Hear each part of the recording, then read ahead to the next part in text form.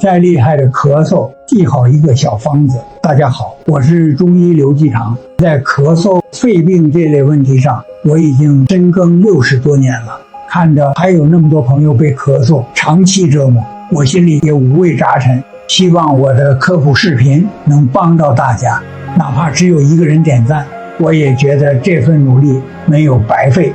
像这种久咳不停的情况，就像《伤寒论》里说的寒饮服肺。中医讲寒则温之，意思就是要用温药来调理。准备5片生姜、5颗大枣，再加上1小把带须的葱白，一起煮水喝，坚持喝上3天，能温肺散寒、化痰止咳。